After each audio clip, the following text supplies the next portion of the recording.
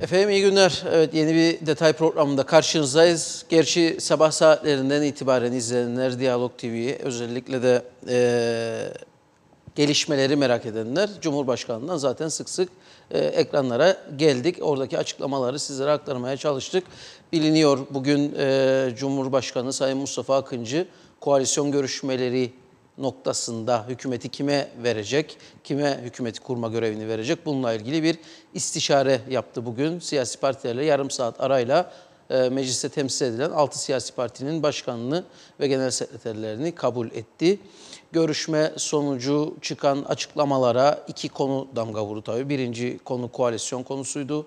Acaba kim kiminle nasıl bir noktaya gidecek? İkinci konuda kuşkusuz ki dün hepimizin kara gün olarak nitelediği, hiç yaşanmasa dediği Kıbrıs Türk kültürüne ait olmayan o görüntüleri yaşadığımız hem meclis oturumu hem meclis dışı olayları hem de bir ulusal gazetemizin maruz kaldığı saldırı olayları ve görüntüleri, bunların tümünü, öncesini ve sonrasını zaten dün kınadık. Bugün tüm hemen hemen hepsinde evet manşetti bugün gazetelerimizin bu yaşananlar. Ve bugün de haliyle mecliste temsil eden partilerin başkanlarıyla görüşen Sayın Akıncı'nın da gündemindeydi. Dışarıda yapılan açıklamalara her iki konuya da parti başkanları vurgu yaptı. Sayın Başbakan polisin bir zafiyeti olduğunu düşünmediğini ifade etti. Onun dışında geriye kalan 5 siyasi partinin başkanı dün yaşanan olaylarda polisin gerçekten ciddi bir zafiyet gösterdiği ifadesini kullandı. Bu da ayrı bir ayrıntıydı. Bugün yapılan açıklamalara baktığımızda koalisyon noktasında ise Sayın Serdar Denktaş'ın Ulusal Birlik Partisi ile de görüşebileceği, daha önce yaptığı açıklamalar gibi bugün de bunun tekrar ifade etti. Bakalım, şimdi gözler Sayın Cumhurbaşkanı'na çevrildi. Muhtemelen bir yazılı açıklama yapması olası Sayın Cumhurbaşkanı'nın. Sonrasında da mecliste yani hükümeti kurma görevini kime vereceğini göreceğiz. Sayın Ulusal Birlik Partisi Başkanı Hüseyin Özgürgün kendilerine bu görevin verilmesi gerektiğini bugün bir kez daha ifade etti. Bu açıklamayı destekler nitelikte Yeniden Doğuş Partisi Başkanı Erhan Arıklı da teamüller gereği bunun olması gerektiğini ifade etti. Ama diğer parti başkanları zaten dördü bir koalisyon görüşmesi için bugün öğleden sonra ya da akşamüstü, saati net değildi ben programa girerken, görüşeceklerini ifade etmişlerdi. Oradan tabii çıkabilecek olan bir mesaj her şeyi değiştirebilir. O yüzden bugün için herhangi bir hükümeti kurma görevi açıklaması beklemiyoruz açıkçası. Onu da ifade edeyim. Hızlıca toparlamaya çalıştım dünü ve bugünü. Hemen konuğuma geçeyim. Cumhuriyetçi Türk Partisi Milletvekili Sayın Erkut Şahin'e hoş geldiniz. Hoş bulduk. Önce dünden başlayalım dilerseniz. Dün yaşanan olaylar. Mecliste sizin ikinci döneminiz. 4,5 yıl görev yaptınız. Evet. Yıllardır da tabii siyasetin içerisinde olan biri olarak zaten meclis oturumları, şunlar bunları sizler de bizler de takip ediyoruz. Ben meslek hayatımda ilk defa rast geldiğim olaylara şahit oldum. Muhtemelen sizler de herhalde zaten tarihimizde bu denli ayağa düşen bir yemin oturumu olmamıştır zaten. Nasıl başladı, nasıl gidecek? Ciddi bir geleceğe yönelik, bu verilen mesajlarda da geleceğe yönelik, yani Kıbrıs Türkleri arasında böyle bir ayrımlar söz konusu değil. Bunların olmamasına yönelik mesajlar veriliyor ama nereye gidiyor iş? Yani iyi bir yere gitmiyor. O yüzden hemen önünü almak lazım. Öncelikle bunu ifade etmek gerekiyor. Tabii en başta hem yurttaşların teker teker bireyler olarak hem de kurumların güvenliğini sağlamakla yükümlü olan polis teşkilatıdır. İç güvenliğin temel sorumlusudur, direğidir. Dolayısıyla polis teşkilatının dünkü tavrı ne izahı mümkün olan ne de anlaşılması mümkün olan bir tavırdı ve şiddetle kınanmalıdır, kınıyorum. Ve polisin en basit toplumsal olaylarda dahi almakta olduğu tedbirleri hesaba kattığımızda hem dünkü önlemleri hem de davranış biçimi ilk kez yaşanan bir biçimdeydi ve gerçekten bunun bir hesabı olmalı. Bu hesabın görülmesiyle görevli olan Sayın Eski Başbakan Özgürgün, ben kendisine bu sıfatı yakıştırıyorum. eğer polisin herhangi bir zafiyetinin söz konusu olmadığını düşünüyorsa iki anlamı vardır bunun. Ya dün uykudaydı ve olup bitenden haberdar edilmedi ya da kendisinin hoşgörü sınırları o kadar bir geniştir ki evinin içine gerçekleşmiş olan bir tecavüzü affedebiliyor. Çünkü meclis siyasetçinin evidir, halkın evidir ama siyasetçinin de evidir, görev yeridir ve meclisin içerisinde meydana gelmiş olan saldırının izahı mümkün değildir, hazmedilmesi de mümkün değildir. Bu halka yapılmış bir saldırıdır doğrudan.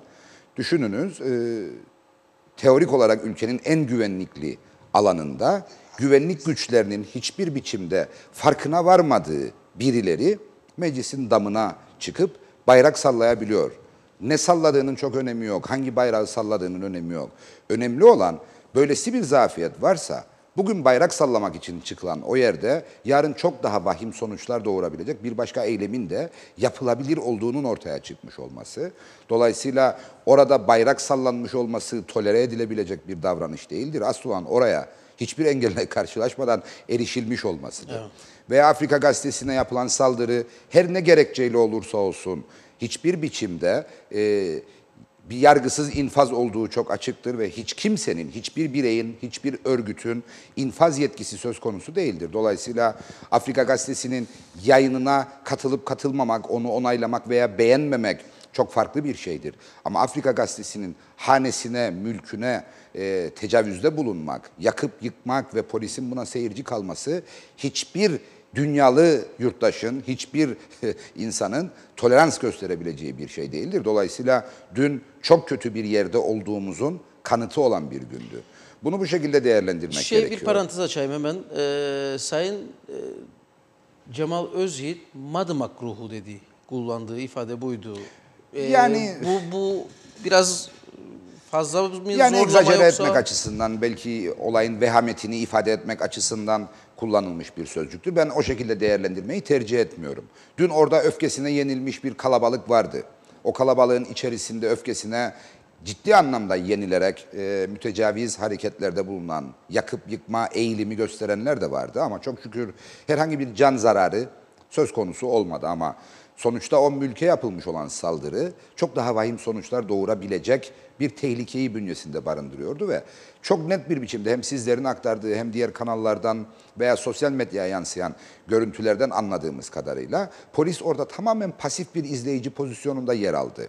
Düşünebiliyor musunuz? Orada öfkeli bir kalabalık, kontrol edilmesi güç bir kalabalık. Örneğin alt kattaki dükkanın tentesinin, saçağının altında bekliyor ve üzerinde bir tabela kırılmaya çalışılıyor. Fazlasıyla fiziki aktivite vardır. O saçağın o insanların başının altına düşmüş olması da çok ciddi bir güvenlik sorunu. Hatta orada yani Sayın Cumhurbaşkanı... görüyorsunuz işte yani o tabelanın aşağıya indirilmiş olması veya o saçağın yıkılmış olması. O indirme anında var. Hem onu konuşurken bu arada Cumhurbaşkanı da Sayın Akıncı oradan oraya gelmek istiyorum. Oraya geri dönüyor istiyorum. Hatta yani biraz daha... Sayın Cumhurbaşkanı bu ülkenin gerçek anlamda bağımsız tek siyasi figürüdür belki de. Çünkü bilirsiniz bağımsızlık özellikle milletvekilleri açısından seçilmiş olma anında çok mümkün değildir teknik olarak mevcut yasaya göre. Ama parti bağını koparmış milletvekillerinin bağımsız kaldığına da şahitlik ettik. Ne kadar bağımsız davrandıklarını gözlemleme şansımız olmasa da yani bağımlı bağımsızlık gibi bir şey. Ama Sayın Cumhurbaşkanı ettiği yemin gereği bağımsız bir siyasi kişilik olarak bu olayların önünü almak, sükunet telkininde bulunmak belki yatıştırmak, belki o reaksiyonu orada dinlemek üzere olay yerine yürüme kararı verdi ve meclis bahçesinde onlarca, yüzlerce polis varken, o olay yerinde seyirci pozisyonunda bekleyen onlarca polis varken Sayın Cumhurbaşkanı bir anda kendi koruma heyetiyle korunabilir halde kaldı o kalabalık içerisinde ve sizlerin, meslektaşlarınızın neredeyse yardımıyla bireysel güvenliği sağlanmış oldu, vücut bütünlüğü sağlanmış oldu. Orada çok ciddi sözlü saldırılar söz konusu oldu. Fiziki saldırı söz konusu olabilirdi. Dile gelen konuşmalardan, Sayın Cumhurbaşkanı'na atılmış olan laflardan ve en sonunda bir kalabalığın onu yuhalamış olmasından bu şiddet eğilimini biz gözlemleyebiliyoruz ve bunu son derece rahatsızlık edici buluyoruz. Dolayısıyla bu ülkede kamuoyuna hitap yeteneği olan, hitap şansı olan herkesin öncelikle her bir yurttaşa sükunet, sakinlik telkininde bulunmak gibi bir yükümlülüğü vardır. Ben onu yapıyorum. Afrika Gazetesi'nin yapmış olduğu yayını benimsemeyebilirsiniz. O yayında suç unsurları söz konusu olabilir. Bunun kararını verecek olan makamlar bellidir. Bunlar adli makamların görevidir. Dolayısıyla ortada cezalandırılmayı Hayır, gereken. protesto da yapılabilir. Elbette Gidersin, protesto yapılabilir ama demokratik bir sizin şekilde protesto yapılır. özgürlüğünüz bir diğerin yaşam hakkını ihlal etmemelidir. Bir diğerinin Bunu sanırım anlatamıyoruz Sayın Erkoç. Elbette. Ben şimdi görüyorum. Şimdi yayının altına gelen yorumlar da var ama okumuyorum. Çünkü ne söylediğimizi dinleme eğilimi olmadan gelen yorumlar olduğunu biliyorum. Nereden biliyorum? Benim sosyal medya paylaşımlarımdan da biliyorum. Dün ben sadece ve sadece ne meclis içinde yaşananlarla ilgili ne Afrika Gazetesi'nde önünde yaşananlarla ilgili bir şey değil. Polis bu ülkede kurumların, bireylerin güvenliğini sağlama konusunda yetersiz kalıyorsa bunun bir hesabı olmalıdır ve bu hesap görülmelidir şeklinde bir paylaşımda bulundum. Ne dediğimle hiç ilgilenmeden altına gelen yorumlardan anlıyorum ki artık bir cepheleşmeye doğru bu iş gidiyor. Bir peşin hükümle, bir ön yargıyla kimin ne söylediği değil, kimin söylediği üzerinden, kimin konuştuğu üzerinden daha doğrusu yani söylenenlerle alakalı olmayan pek çok yorum, eleştiri hatta hakaretamiz ifadeyle değerlendirmeler geliyor. Dolayısıyla bunu çok net bir biçimde görüyorum. Ben şunu söylüyorum. Bu ülkenin yurttaşlarının nerede doğduğu, nereden geldiği ve ne zaman yurttaş olduğunun hiçbir önemi yoktur. Kuzey Kıbrıs Türk Cumhuriyeti kimlik kartını cebinde taşıyan herkes yasalar önünde aynı haklara, aynı ödevlere sahiptir ve ona göre değerlendirilmelidir.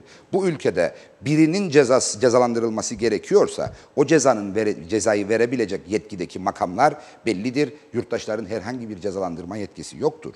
Hele hele kamuya karşı işlenmiş olduğu varsayılan bir suçla ilgili kitlesel bir cezalandırma eylemi asla düşünülemez. Demokrasi bunları tamamen dışlar.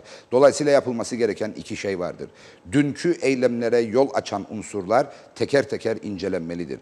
Yayın varsa eğer yasalara aykırı incelenmelidir. O yayına karşı gösterilen reaksiyonlarda yasaları zorlayan bir şey varsa incelenmelidir. Meclis iç güvenliğinden sorumlu olan makamların ortaya koyduğu zafiyet ortadadır.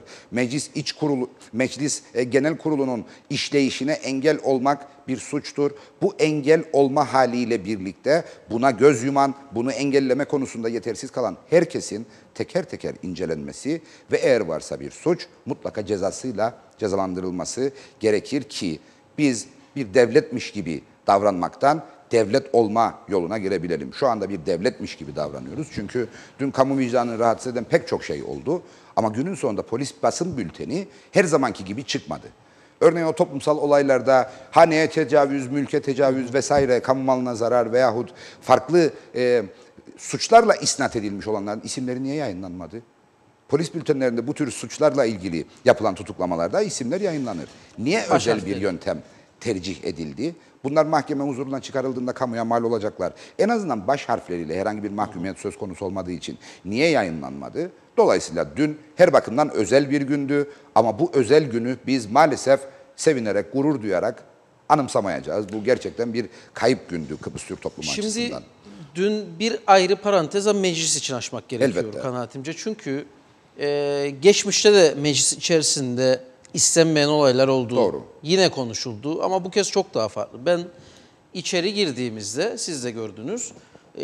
Basın locası tamamen doluydu. İşgal edilmiş vaziyette. İzleyici locası tamamen doluydu. Biz görev ifade etmekte zaten Zorlandınız. aşağı indik. Hatta genel kurul salonuna taşmak zorunda kaldık. Aşağı inmek zorunda kaldık. Bunu oradaki görevliler de görüyor. Ve biz söyledik. Dedik ki yani burada bir aşırı kalabalık var. Bunlar kimdir, necidir, çıkarılması lazım dışarı. Yani her önüne gelen girebilir mi meclise? Ben Türkiye Büyük Millet Meclisi'ne gittim. 4 tane kapıdan geçiyorsun. Doğru. Bir kapıda ismin yazıldıysa içeri giremiyorsun. Üstelik yani, meslek icabı gittiniz. Tabii yani gezi değildi bu. Her türlü devletin en önemli makamı. Bir boşluk, kimsenin hiçbir şeyin umurunda olmaması.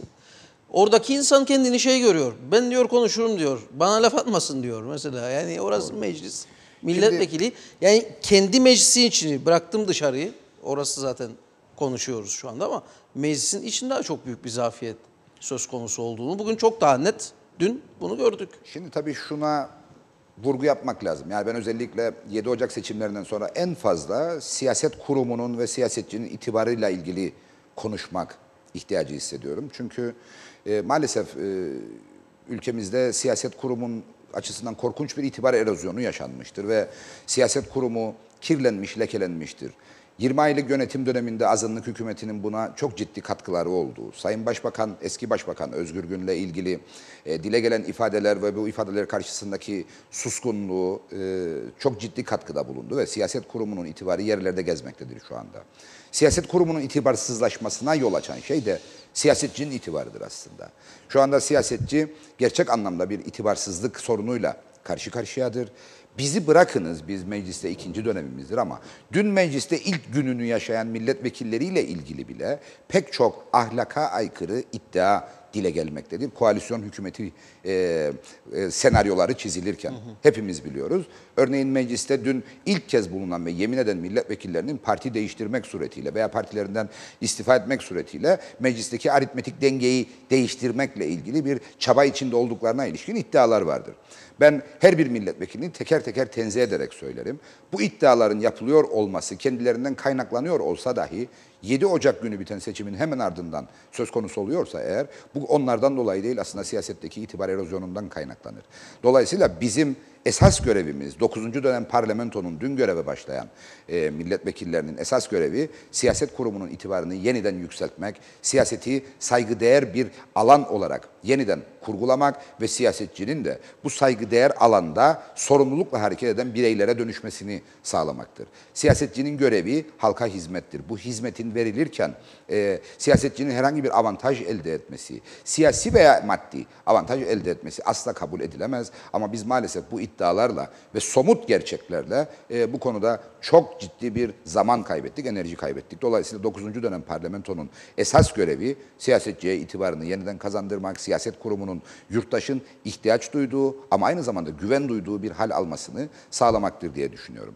Şimdi böylesine itibarsız bir alana dönüşmüşse eğer siyasetçinin görev yaptığı meclisin de itibarı yerlerde sürünür. Hele hele siz meclisin teorik olarak dünyada en güvenlikli alanlardan biri olan, meclisin güvenliğini sağlamakta sağlayamamış olan bir güvenlik teşkilatına sahipseniz o zaman aslında devletin itibarıdır söz konusu olan, devletin itibarıdır sorgulanan. Cumhurbaşkanı yuhalanıyorsa, meclis baskın yiyorsa, meclis içi güvenlik sağlanamıyorsa, milletvekillerinin can güvenliğinden endişe edilir hale geliyorsa, o zaman bu devletin gerçek anlamda devlet olması için daha yapması gereken işler olduğu çok net bir biçimde ortaya çıkar. Tabii bir de milletvekili davranışı söz konusuydu. Dün mütecaviz bir hareket, bir saldırı hareketi söz konusuydu. Divan kurulunda ben sinirlerine yenilmiş acemi bir davranış olarak değerlendirmeyi tercih ederdim. Eğer tasarlanmamış olduğuna dair bir kanaatim söz konusu olsaydı. O davranış tasarlanmış bir davranıştı. Dolayısıyla meclis içinde izleyici locasından kaynaklanan gerilim olmamış olsaydı dahi hem fırlatılan şeyin ne olduğuna baktığımızda hem de davranışın nasıl gerçekleştiğine baktığımızda aslında o tasarlanmış bir davranıştı. Dolayısıyla bir kez daha umuyorum ki tekrarı olmaz. Çünkü tekrarı toplumu daha da gerer, daha da böler, daha da kamplaştırır ve bunun kazananı olmaz. Bunu herkes aklının bir köşesine yazmalı ve ilk anımsadığı şey olarak önünde tutmalı diye düşünüyorum. Meclis iş tüzüğü ne der? Bilgi var mı bu konuda? Sanıyorum ki milletvekili davranışlarının anında cezalandırılmasıyla ilgili bir düzenlemedir. Doğrusunu isterseniz çok ilgilendiğim bir konu değildi. Yani bu davranışı sergileyen yeni milletvekilinin nasıl bir yaptırımla karşı karşıya kalacağına ilişkin çok bir merakım yoktur. Çünkü halk adına orada görev ifade etmekle yükümlü olan vekilin bu konuda sorumlu davranmak gibi bir zorunluluğu vardı. Bunu hissetmiş olması gerekirdi. Bunu hissetmemiş olmasıdır benim esas ilgilendiğim. Yoksa nasıl cezalandırılacağıyla ilgili çok da merakım yok doğrusunu isterseniz. Öyle zannediyorum ki o anda yapılmış olması gereken bir müdahale söz konusuydu. Oturumun dışına alınması gerekirdi ki Sayın Geçici Başkan Angolemli'ye bu konuda şahsen uyarım söz konusu olduğu ayağa kalkarak oturumun selameti bakımından lütfen katibinizi değiştiriniz diye ama bu gerçekleşmedi. Umuyorum ki yapılan yanlışın farkına varılır ve bir daha tekrarı söz konusu olmaz. Yani yemin sırasında ideolojik slogan atmak serbest mi? Bir de bu mesela Cemal Bey sormuş. Yani yemin sırasında yapılacak olanlar bellidir ve oturumu Sayın Başkan yönetir. Dolayısıyla Sayın Başkan'ın iç tüzüğün yapmış olduğu düzenlemeye aykırı olduğu bir noktada aykırı olduğunu düşündüğü bir noktada müdahale etmiş olması gerekiyordu. Milletvekilinin kürsüde milletvekili andını eksiksiz bir biçimde okuması beklenir. Dolayısıyla eğer bu and okunmuşsa Sayın Meclis Başkanı'nın ortaya koyacağı irade esastır. Bu konuda benim çok fazla yorum yapma niyetim söz konusu değildir. Sayın Başkan'ın takdirine kalmış bir konudur. Evet. Ama herhalde şunu da konuşmak lazım. Belli isimler üzerine odaklandı Doğru. tartışmalar. Meclisin bundan sonraki seyri açısından biraz daha mı törpülemek lazım? Her iki taraftan da çıkışları, davranışları bilemiyorum. Çünkü bu gidişat İyi bir çok gidişat değildir. farklı noktalara götürecek Haklısınız. bizi. Yani toplumu kamplaştırma konusunda siyasetçinin takviye unsur olarak görev yapması bir ülkede başa gelebilecek en büyük felaketlerden bir tanesidir. Toplumu bir bütün halinde tutmak ve aynı hedef doğrultusunda daha refah, daha güvenlikli, daha huzurlu bir toplum yapısını hedeflemek her bir siyasetçinin görüşü ne isterse olsun temel hedefi olmak durumundadır. O nedenle şu anda yaşadığımız huzursuzluğun aşılması konusunda en sağdan en sola kadar her bir siyasi oluşumun yükümlülüğü vardır. Görev üstlenme zorunluluğu vardır. Biz bu sorumlulukla hareket edeceğiz. Ancak ortaya çıkmış olan bireysel tavırların da kendi özgül ağırlığıyla birlikte değerlendirilmesi gerektiğinin altını çizmek istiyorum. Yani sonuçta partilerin ne dediğinin anlaşılması için bir tüzüklerine bakılır, 2 programlarına bakılır, 3 sözcülerine bakılır. Dolayısıyla Cumhuriyetçi Türk Partisi'nin kurumsal temsil yeri neresidir diye sorarsanız yazılı belgeleridir, Sayın Genel Başkan'ın ifadeleridir ve Sayın Genel Başkan'ın ifadeleriyle uyumlu olan diğer ifadelerdir. Burada zaman zaman sapmalar olabilir mi? Elbette olabilir. Yani bireysel görüşlerin çıkışlar ön plana çıkmış olmasıyla sapmalar da söz konusu olabilir. Bu partinin kendi iç meselesi haline gelir. Dolayısıyla partinin elbette bu konularda sorumluluğu vardır. Ama partinin ne dediğinin merak edilmesi halinde bakılacak yer bellidir. O da bireysel tavırlar değildir. Evet. Biraz isterseniz koalisyon noktasına doğru hareket edelim.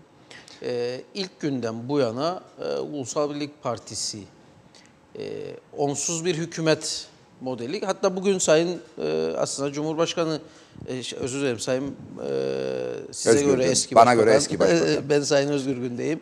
Sayın Özgürgün bir de suçlama yaptı. Yani daha seçim gecesinden zaten dörtlü koalisyon için görüşmeler başlamıştı. O yüzden bir girişim yapmadım dedi. Sayın Tufan Erdoğan da öyle bir şey olmadığını ifade etti ama hani kafalarda galiba böyle bir model kendiliğinden mi yeşerdi diyeyim.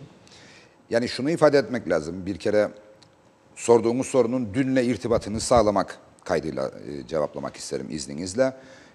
Dün yaşananların önemli bir kısmı da aslında organize işler olarak bu koalisyon hükümetinin oluşumunun belki engellenebilmesi amacıyla yapılmıştı. Bunun altını çizmek istiyorum. Çünkü özellikle Afrika Gazetesi önünde toplanan kalabalığa hitap edenlerin gündeminde bu konu yer aldı. Dile gelen konularda en azından siyasi sahiplenmenin ortaya çıktığı çok net bir biçimde görüldü. Bunun altını çizmek istiyorum.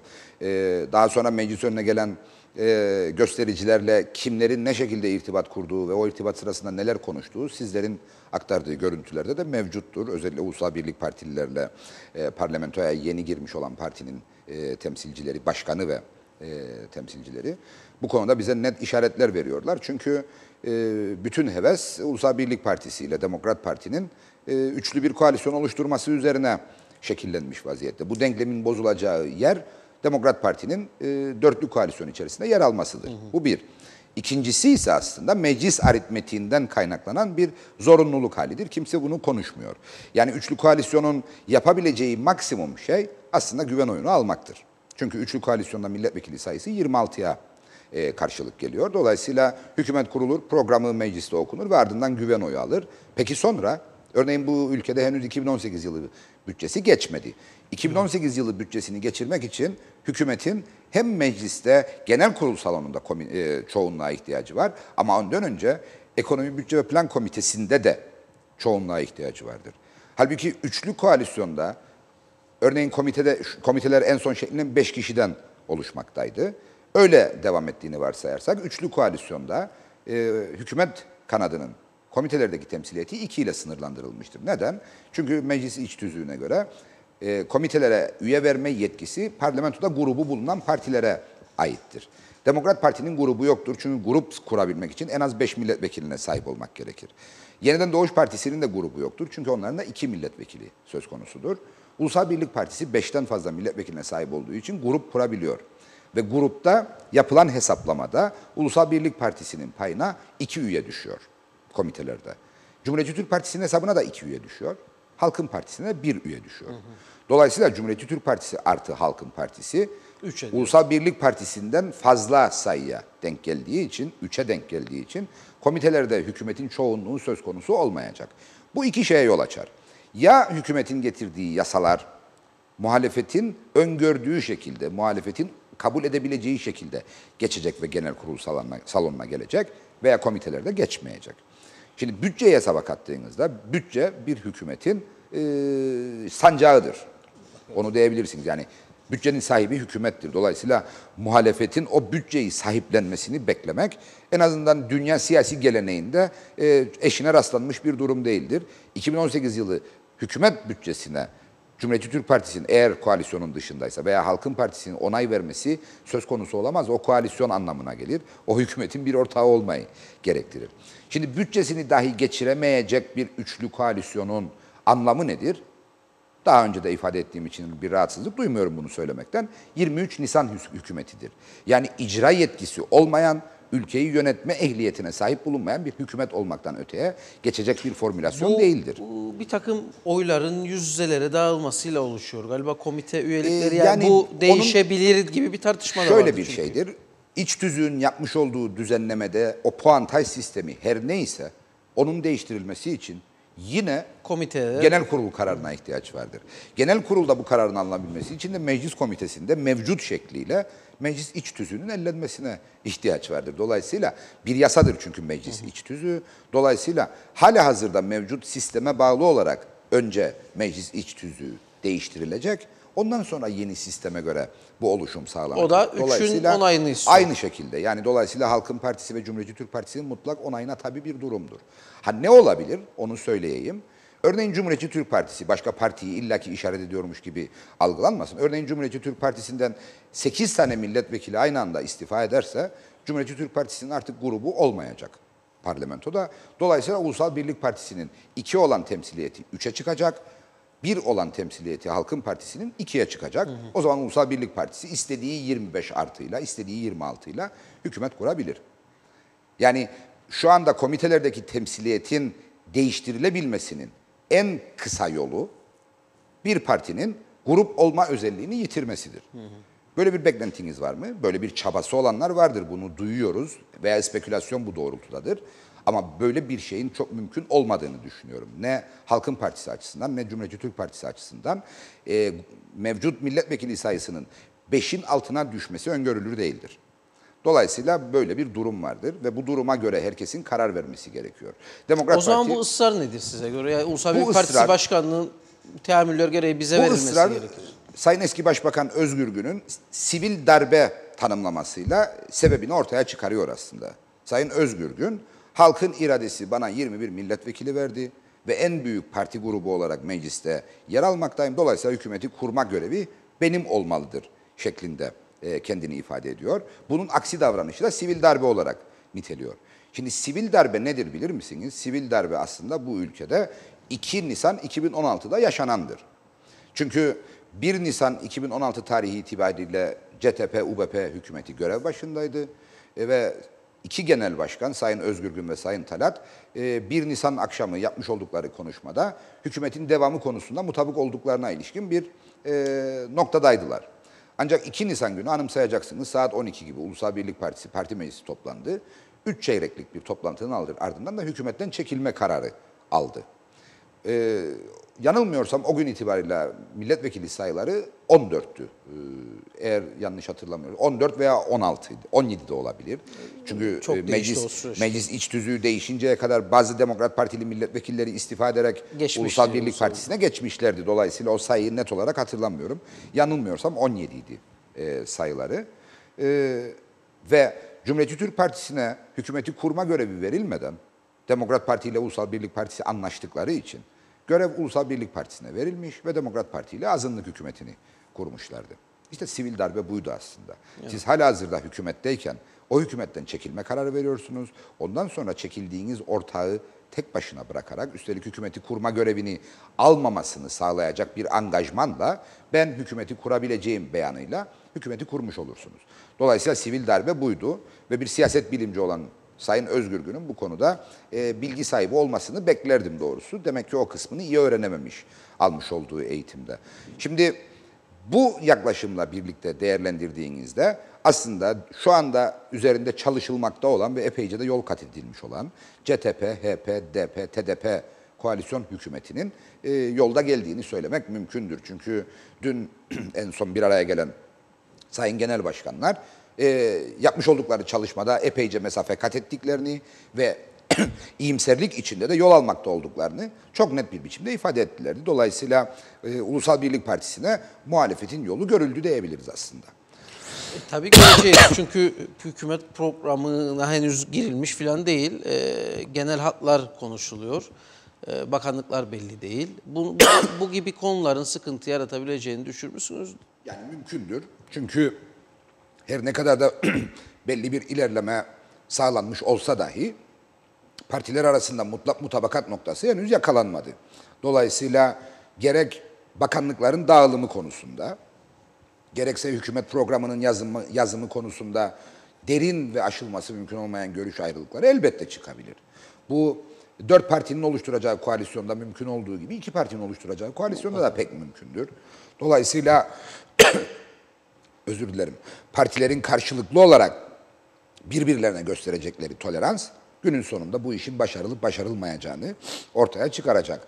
Ama şu anda bizim için yeterli olması gereken şey partilerin, 4 partinin de birbirleriyle ortak olma konusunda iradeyi beyan etmiş olmalarıdır. Yani kamuoyuna belki çok fazla yansımamıştır. Şunu ifade edelim. Özellikle heyetler olarak yan yana geldiğimiz toplantıda hükümet protokolü konusunu çok büyük ölçüde tamamlamış bulunmaktayız. Dahası gayri resmi ve resmi görüşmelerinde Sayın Genel Başkanlar uzunca bir mutabakat metnini de ortaya çıkararak oluşacak hükümetin hangi prensiplerle hareket edeceği, hangi ilkeler doğrultusunda bir arada bulunacağı ve öncelikli politika uygulama alanlarının neler olacağı konusunda çok ciddi bir çalışmada tamamlanmış vaziyettedir. Dolayısıyla hükümet protokolü ve belki ona eklenmiş olacak olan mutabakat zaptıyla birlikte aslında koalisyonun temelleri atılmış durumdadır. Geriye bir tek Sayın Cumhurbaşkanı'nın görevlendirmesi ve bu görevlendirme doğrultusunda Sayın Başbakan adayının partilerle yapacağı hükümet kurma görüşmeleri sonrasında verilecek kararlar kaldı. O nedenle ben dörtlü koalisyon hükümetinin önemli bir aşamayı geride bırakarak ilerlediğini söyleyebilirim şu anda. Şimdi bir bilgi vermiş Sadık Gardiyan'a teşekkür ederim. 14 artı 4, 18 diyor. Zorlu Töre, Ahmet Kaşif, Ergün Serdaroğlu, Hamit Bakırcı Doğru. geçmişti. Ben 17 diye anımsamıştım. Evet, 14, teşekkür ederim 18. bilgi için. Bir tek Zorlu Töre seçilmiş bu isimlerden. Ben de şimdi onu görünce oradan baktım. Tabii yani Demokrat Parti, Ulusal Birlik Partisi azınlık hükümeti hep kendini 27 ile ifade etti. O 27'de de artı 4 tırnak içinde bağımsız milletvekili söz konusuydu. Her ne kadar o Ulusal Birlik Partisi derlerdi ama milletvekilleri mecburen konuşurken parti diye Ulusal Birlik Partisi'ni anlatıyor olsalardı dahi en azından meclis çalışmaları sırasında bağımsız diye anılmak durumundaydılar. Dolayısıyla aslında hükümet 23 milletvekiliyle kurulmuş, 4 bağımsız milletvekilinin desteğiyle güven oyunu almıştı. O nedenle zaten ben dar tabanlı çok parçalı azınlık hükümeti ifadesini kullanmayı tercih ediyordum. Halen görev başında bulunan, istifa etmiş olmasına rağmen görev başında bulunan hükümetle ilgili. Umuyorum ki bu sefer tabanı biraz daha genişlemiş ve tek vücut olarak hareket eden bir yeni hükümet kurulacak ve yurttaşın beklediği çözümleri süratle üretebilecek. Şimdi seçim dönemine damga vuran konulardan biriyle işte bu yolsuzluk iddiaları, bunlarla mücadele, hesap verebilme konuları. Geçmişte de bunun üzerine bina edilen seçimler oldu. 2009 seçimi, 2013 seçimi ama bu kez hemen hemen tüm partilerin bir ağız birliği etmişçesine ortak noktasıydı. Hatta bunu hep söylerim çünkü bazı yorumlar gelir işte örneğin ne değişti? Halkın Partisi için gelir bu soru çok. Sadece UVP mi? İşte DP vardı, CTP de vardı. Sonuçta ismi yolsuzlukla karışmış olan geçmişten bugüne bir takım olaylar, konular. Bunlar nasıl şimdi araştırılacak? Bunları konuşurken yaptığımız seçim programlarında Sayın Serdar Denktaş'ın da, Sayın Tufan Erürman'ın da çok açık beyanları oldu. Bunları gazeteye de yazdık. Örneğin Sayın Tufan Erürman, eğer ucu CTP'nin geçmiş dönemde birilerine dayanırsa garantisi benim, bunu soruştururum dedi. Cumhuriyetçi Türk Partili bir genç hanımefendinin Serdar Denktaş'a adınız yüzde almakla geçiyor şeklindeki sorusuna canlı yayında varsa ispatı hemen hazırım, bu konuyla ilgili soruşturmada yapılsın, şeyde yapılsın falan. Şimdi bu hükümet, bu dörtlü parçalı hükümet kurulurken bu konuda bir sıkıntı yaşanır mı? Birincisi, çünkü seçim döneminde geriye kalan konularda 3 aşağı 5 yukarı yani bu hemen hemen bir uzlaşı olduğunu görebiliyoruz. Bir bu konu var, bunu soracağım. Bir de daha sonra Kıbrıs sorunuyla ilgili belki bir farklı yaklaşım olabilir. Ama önce bu yolsuzluk iddialarının geleceği aşama, bir takım tıkanıklıkları doğurur mu sizce? Yani tam da kastettiğim buydu aslında. Hem siyaset kurumuna hem siyasetçiye yeniden itibar kazandırma uğraşıyla ilgili söylediklerimde. Çünkü yani seçim dönemine tüm partiler aslında yolsuzluk iddialarıyla ilgili gündemi oluşturup, politika bütününü oluşturup girme niyetiyle hareket etmediler. Yani biliyorsunuz Sayın eski Başbakan Özgür Gün'ün kendi özel hayatıyla alakalı konuların kamuoyu önünde tartışılması, yargı makamları aracılığıyla kamuoyuna yansıyan bazı mali bilgilerin olması nedeniyle bu hale bürünmüştü. Çünkü Sayın Özgür Gün'ün beyan edilmiş gelirleri ve varlığıyla mahkeme huzuruna giden varlıklar arasında çok ciddi bir fark olduğu ortaya çıkmıştı. Ve bu nedenle bunun ne şekilde elde edildiğine ilişkin izahat talebiydi aslında söz konusu olan. Nitekim Sayın Özgür Gün bu konuda konuşmamayı tercih etti. Ancak seçim sonrasında yapmış olduğu konuşmayla da biz konuşmadığı dönemde aslında ne diyeceğini bilemediği için konuşmadığını anlamış olduk. Çünkü seçim sonrasında söyledikleriyle aslında iyi kurgulanmamış bir senaryoyu açığa çıkardı.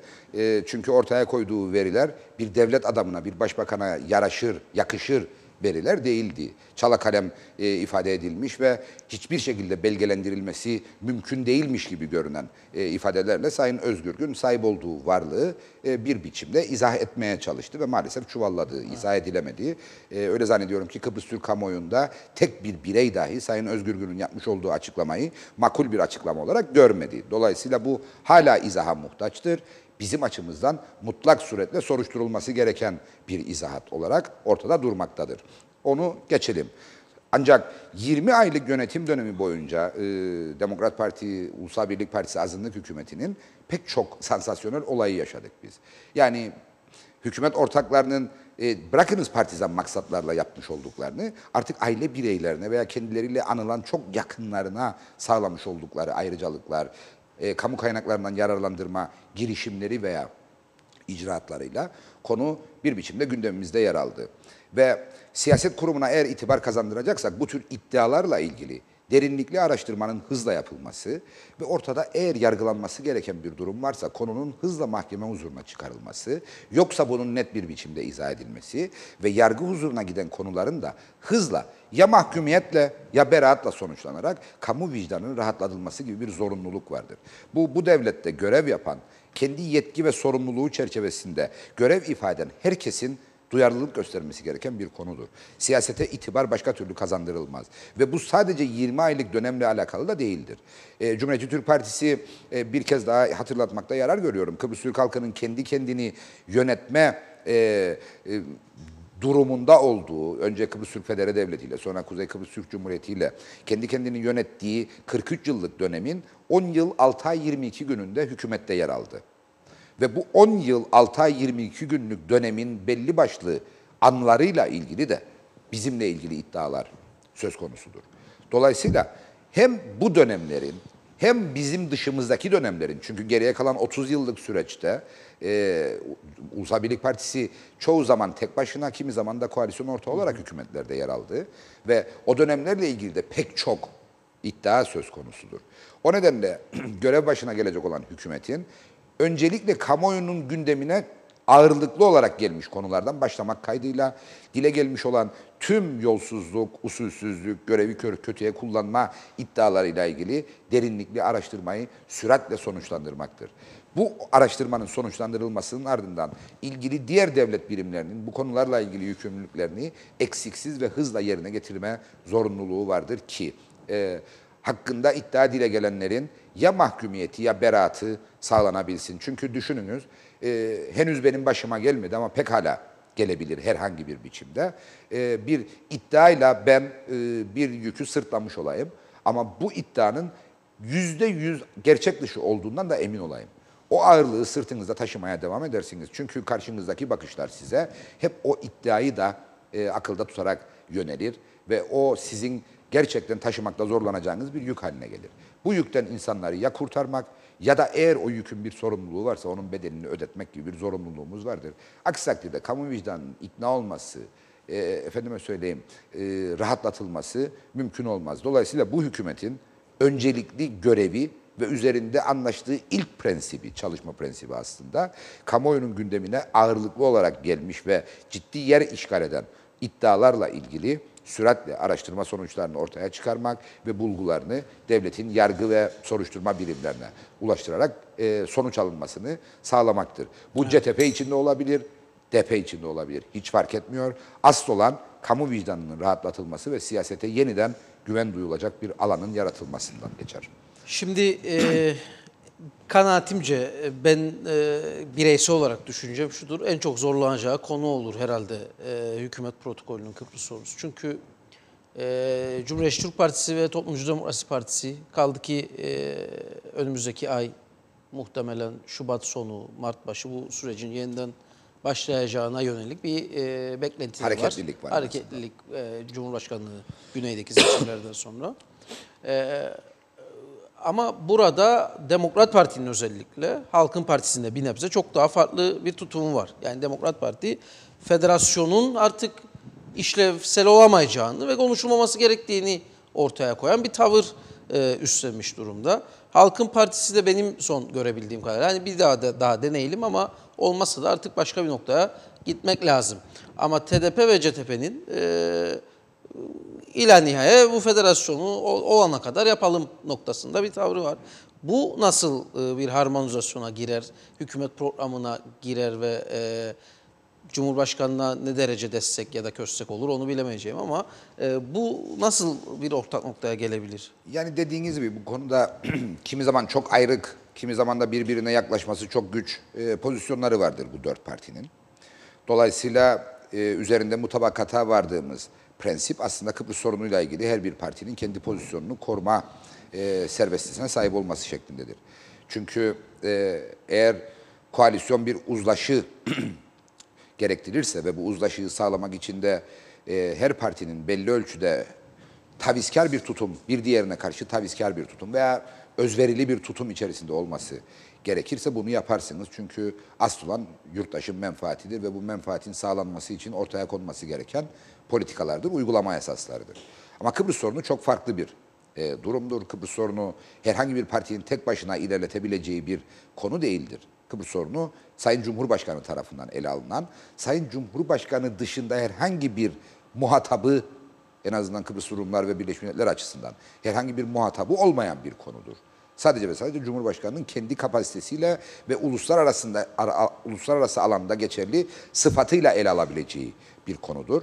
Dolayısıyla hükümet kurma çalışmaları içerisinde şu şekilde bir yaklaşım söz konusu. Evet, Kıbrıs Türk halkı adına yetkili müzakereci Sayın Cumhurbaşkanı'dır. Çünkü halk oyuyla seçilmiştir ve halka kendisinin propaganda döneminde ortaya koyduğu taahhütler ışığında bir görev mandası vardır. Elbette anayasadan aldığı yetki vesaire ama o yetkiyi nasıl kullanacağına ilişkin görev tanımını da kendisi propaganda döneminde yapmıştır. Dolayısıyla Sayın Cumhurbaşkanı Kıbrıs Türk halkı adına yetkili müzakereci olarak Kıbrıs sorunuyla ilgili çalışmasını sürdürecek. Bu çalışma karşısında koalisyon ortakları da Kıbrıs sorununa ilişkin kendi özgün görüşlerini savunmayı ve sürdürmeyi tercih edecek şeklinde bir mutabakat söz konusudur. Şimdi tam ona geliyordum ama güzel de bir soru geldi. Şimdi 27 milletvekili eğer Evet. olacaksa. Tabii biri meclis başkanı. Örneğin yine önemli bir durum oldu. Gidildi İsviçre'ye, şuraya buraya, meclis başkanı out. Çünkü Cumhurbaşkanına vekalet sorumluluğu ediyor. var. Kaldı 26. Müzakereci Özdilnami kaldı 25. Bu da bir başka sorunu beraberinde getiriyor galiba. Yani Özdilnami'nin de durumu yeniden bir masaya yatırılması gerekir. Yani şu nasıl kadarını- işler bu hükümet bu Evet. modelde, onda ciddi bir soru işareti. Şu kadarını söyleyelim. Yani gündeme gelecek konulara göre elbette umuyorum ki bu dörtlü koalisyon hükümeti kurulduğu zaman muhalefet partileri katı bir nisap uygulamasıyla yurttaşı yeniden huzursuz etmeyi tercih etmezler. Anımsayacaksınız, biz bu azınlık hükümetinin görevde olduğu dönemde zaman zaman nisap konusunda hükümete yardımcı olarak hareket ettik. Çünkü o da 27 vekillik bir hükümetti, bağımsızların desteğiyle. Ve örneğin Avrupa Konseyi'ne yapılan ziyaretler sırasında Sayın, yanılmıyorsam Erdal Özcenk'ti en son temsilcisi. Sayın Özcenk'in hazır bulunmadığı genel kurullarda veyahut hanımsamaya çalışıyorum. Sayın Taçoy'du zannediyorum. Avrupa Parlamentosu'na giden milletvekillerinden bir tanesi Sayın Taçoy'du. Sayın Taçoy'un eş zamanlı olarak hazır bulunmadığı oturumlarda veya Turizm Bakanı'nın ki zaman zaman biz de kendisine kişisel anlaşmamız elbette partinin onayına tabi olmak kaydıyla kişisel anlaşmamızla yardımcı olduk. Nisap sağlamıştık. Yani o gündemdeki konuya göre şekil değiştirir. Dolayısıyla 27 milletvekiline sahip bir hükümet ilk kez görev başında olmayacak. O nedenle bu konuda kanaatimce ciddi bir endişeye gerek yok. Asıl olan hükümetin ihtiyaç duyduğu yasaları geçirebileceği bir meclis çoğunluğuna sahip olması ve hükmetme iradesiyle yurttaş menfaatine hizmetkar olmasıdır. Yoksa meclisi kilitlemeye çalışarak bir yere varmak mümkün değildir. Ama elbette zaman zaman Sayın Cumhurbaşkanı'nın yurt dışında bulunacağı dönemde Sayın Nami'nin eğer müzakerecisi olduğunu hesaba katarsak ki öyledir hala, sayısal sıkıntı yaşanacaksa mecliste bunu da göze alacağız. Çünkü Kıbrıs sorunu bu ülkede hem Kıbrıs Rumların hem de Kıbrıs Türklerin çözümüne en fazla ihtiyaç duyduğu ilk konudur. Yani Kıbrıs Rumlarda şu anda yine ekonomi ağırlıklı bir propaganda süreci devam etmektedir. Biz 7 Ocak'ta seçimlerden çıktık. Ağırlıklı gündem maddemiz bu ülkede daha istikrarlı bir ekonomik düzene geçişti, yurttaş refahını artırmaktı. Dolayısıyla tüm bunların elbette önemi çok büyük ama bunlardan daha da önemlisi Kıbrıs sorununun çözülmesiyle birlikte ekonomik ve sosyal istikrarın mümkün olacağı ve çok daha kalıcı hale gelme ihtimalinin bulunduğudur. O yüzden eğer Kıbrıs sorunuyla ilgili meclis çalışmalarında bir sıkışıklık yaşanacaksa bileceğiz ki bu iyi bir şey içindir ve sınırlı zamanı içerir. Daha önce uygulanan teamüllerde meclis başkanlığı birinci partiden, meclis başkanı yardımcılığı ise ikinci partiden seçilir. Aslında öyle değildir. Teamüllere uygun olan meclis başkanının iktidar, hükümet partilerine mensup bir milletvekili olması, meclis başkan yardımcısının da mutlaka muhalefete mensup olmasıdır ki zaten meclis iç tüzüğü de bu şekilde bir düzenleme yapmaktadır. Meclis başkan yardımcısının muhalefetten olmasına ilişkin bir düzenleme söz konusudur meclis iç tüzüğünde. Evet, okuyalım. İçerisinde şey olmadığı zaman güzel gelen konuları okuyorum, soruları. Sayın Şahin, daha önceden CTP'li kişilere karşı hazırlanmış ve hasıraltı edilen 15 dosyanın da hükümetçe yargıya taşınmasını kabul ediyor musunuz? KKTC Devleti'nin kendini korumaya yönelik ve onu yıkmaya yönelik saldırılara karşı gerekli yasaları geçirip uygulamaya geçirilmesi hakkında düşünceleriniz nelerdir? Bilhassa CTP olarak KKTC Devleti'ne inanmayanları milletvekili olarak meclise taşımaları göz önünde bulundurduğunda diyor Ersu Bey. Önce dosyalarla ilgili yanıtlayayım. Yani her kimse hasıraltı eden bu sorunun muhatabı odur. Ben hasıraltı edilmemiş olmasını dilerdim. Eğer bu dosyalar örneğin başsavcılığa, polise veya yargıya iletilmişse zaten bu konuda siyasi bir müdahale söz konusu değildir. Dolayısıyla dosyaları nerede kim hasıraltı etmişse bunun hesabını da o vermelidir. Ben eğer adli makamlara, soruşturma makamlarına ulaşan bir bilgi varsa bunların hızla ilerletilmesi gerektiğini düşünüyorum. Haklarında iddia bulunanların ve halkın menfaati bakımından. Haklarında iddia bulunanların yargılanarak ya mahkumiyeti ya beraatı benim için esastır ve günün sonunda kamu vicdanının rahatlatılması gibi bir zorunluluğum vardır. Bir diğer soru KKTC devletini yıkmaya çalışmakla alakalıdır. Bu konuda ceza yasasında çok net hükümler vardır ve bu hükümlerin yürürlüğe girmesiyle ilgili yetki de mahkemelerdedir. Dolayısıyla kimse kimseyi döverek, kimse kimsenin malına zarar vererek bu konuda bir cezalandırma ehliyetine sahip değildir. Ben herkesi sağduyulu olmaya ve şiddetten uzak durmaya davet etmeyi halk adına görev yapan bir vekil olarak kendime görev sayarım. Söylediğim budur. KKTC devletine inanmadığını iddia ettiklerinin milletvekili olmasını sağlayacak yasal düzenleme söz konusu değil. Bu konuda bir terazi de söz konusu değildir. Milletvekili olmanın koşulları bellidir. Yüz kızartıcı bir suçtan mahkum olmamış olmak ve gerekli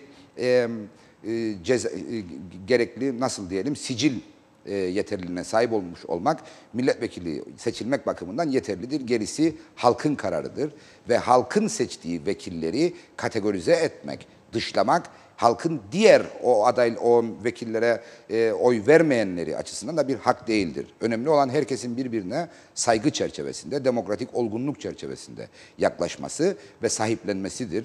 Nasıl ki ben görüşleriyle hiçbir biçimde uyum sağlayamayacağım, hiçbir biçimde aynı şekilde düşünemeyeceğim insanların varlığına saygı gösteriyorum ve görüşlerini dile getirebilmeleri için kendi özgürlüklerim kadar önem veriyorsam onların özgürlüklerine aynı davranışın beklenmesi de en doğal hakkımızdır. Dolayısıyla herkes birbirine tahammülü temel insani görev olarak saymalı ve ona göre hareket etmeli diye düşünüyorum. Çok teşekkür ederim Erkut Şahali katıldığınız için. Ben teşekkür ederim. Kolay gelsin diyelim. Yeniden birlikte olmak Memnuniyetle. dileğiyle. Memnuniyetle. Efendim Cumhuriyet Türk Partisi Milletvekili Sayın Erkut Şahali ile birlikte olduk bugün ve programımızı noktalıyoruz. Tabii koalisyon görüşmeleri ve dün yaşanan bu hiç de görmeyi istemediğimiz olaylar üzerine şekillendirdik programımızı. Bu akşam Halk Meclisi gecesi hemen hatırlatmasını yapalım. Sayın Reşat Akar'la birlikte Kalkanlı'da olacağız saat 20'de spor kulübünde gerçekleşecek programımız. Tüm bölge insanını hem de bu yaşanan olaylar üzerine ses vermek isteyen, konu ve fikirleri ortaya koymak isteyen herkesi programa bekliyoruz. Onu da ifade edeyim. Saat 20'de de canlı yayında ekranlarda olacağız. Şimdilik hoşça kalın. Akşama görüşmek üzere.